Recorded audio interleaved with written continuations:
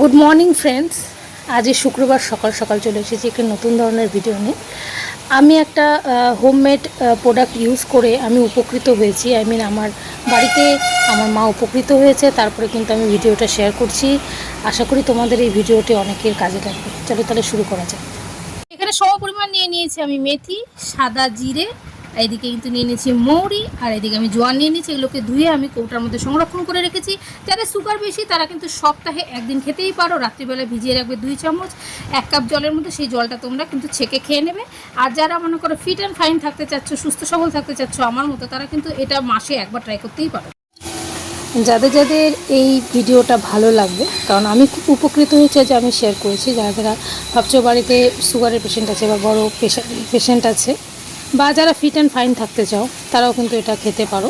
তবে অবশ্যই কিন্তু পরিমাপ বুঝে আর দিন বুঝে।